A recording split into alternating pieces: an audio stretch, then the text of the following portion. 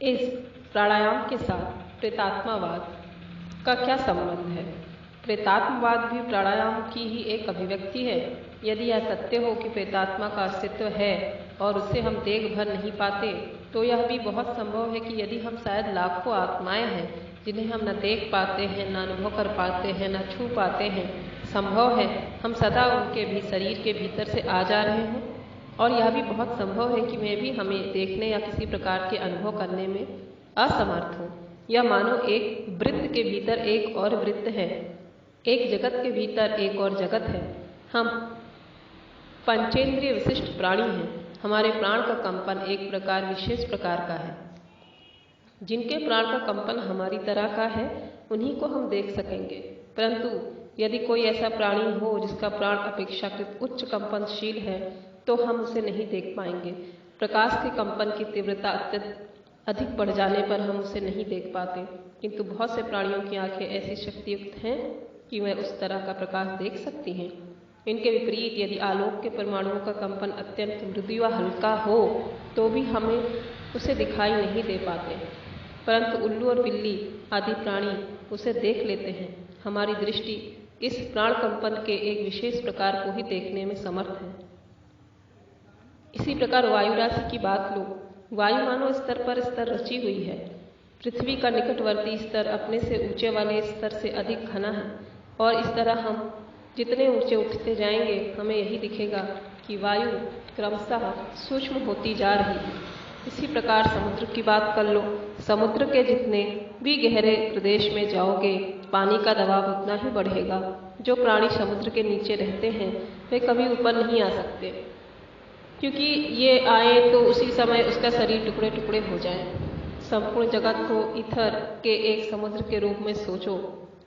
प्राण की शक्ति से मानो वह स्पंदित हो रहा है और विभिन्न मात्रा में स्पंदनशील स्तरों से बटा हुआ है।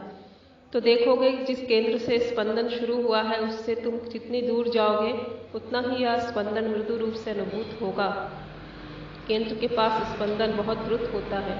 और भी सोचो, भिन्न भिन्न प्रकार के स्पंदनों के अलग अलग स्तर हैं। यह संपूर्ण स्पंद क्षेत्र मानो विभिन्न स्पंद स्तरों से विभक्त है।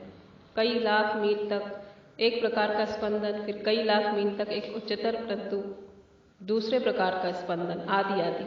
अतः यह संभव है कि जो प्राण की एक विशेष अवस्था के स्तर पर वास करते हैं वह एक दूसरे को पहचान सकेंगे, परंतु अपने से नीचे या ऊंचे स्तर वाले जीवों को न पहचान सकेंगे। फिर भी जैसे हम अनुवीक्षण यंत्र और दूरबीन की सहायता से अपनी दृष्टि का क्षेत्र बढ़ा सकते हैं, इसी प्रकार योग के द्वारा मन को विभिन्न प्रकार के स्पंदनों से युक्त करके हम दूसरे स्तर का समाचार अर्थात वहाँ क्या हो रहा है यह जान सकते हैं। समझो, इसी कमरे में ऐसे बहुत से प्राणी हैं जिन्हें हम नहीं देख पाते। वे सब प्राण के एक प्रकार के स्पंदन के फल हैं और हम एक दूसरे प्रकार के। मान लो कि वे प्राण के अधिक स्पंदन से युक्त हैं, तो हम उनकी तुलना में कम स्पंदन से। हम भी प्राण रूप मूल वस्तु के गढ़े हुए हैं और वह भी नहीं है। सभी एक ही समुद्र के भिन्न भिन्न अंश मात्र हैं। विभिन्नता है केवल स्पंदन की मात्रा से। यदि मन को मैं अधिक स्पंदन विशिष्ट कर सका तो मैं फिर इस स्तर पर न रहूँगा। मैं फिर तुम लोगों को न देख पाऊँगा। तुम मेरी दृष्टि से अंतर्निहित हो जाओगे और वह मेरी आंखों के सामने आ जाएंगे। तुम में से शायद बहुतों को मालूम है कि यह व्यापार सत्य है।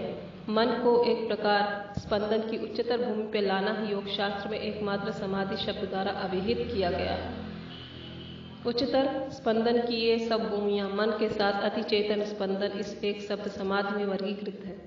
समाधि की निम्नतर भूमियों में इस अदृश्य प्राणियों को प्रत्यक्ष किया जाता है, और समाधि को सर्वोच्च अवस्था तो वह है जब हमें सत्य स्वरूप ब्रह्म के दर्शन होते हैं। तब हम इस उपादान को जान लेते हैं जिससे इन सब बहुविध जीवों की उत्पत्ति हुई है।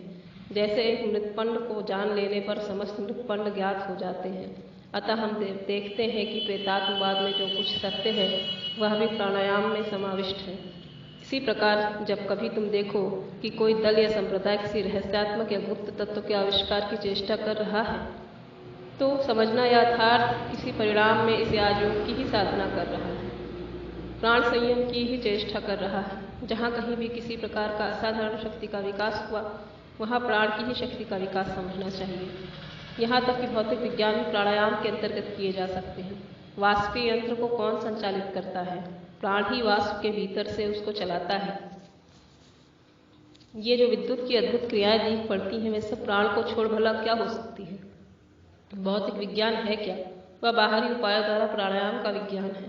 प्राण जब मानसिक शक्ति के रूप में प्रकाशित होता है, तब मानसिक उपायों द्वारा ही उसका संयम किया जा सकता है। जिस प्राणायाम में प्राण की स्थूल अभिव्यक्ति को बाह्य उपायों द्वारा जीतने की चेष्टा की जाती है, उसे भौतिक विज्ञान कहते हैं। और जिस प्राणायाम में प्राण की मानसिक अभिव्यक्तियों को मानसिक उपायों को संयत करने की चेष्टा की जाती है, उसी को राजयोग कहते हैं।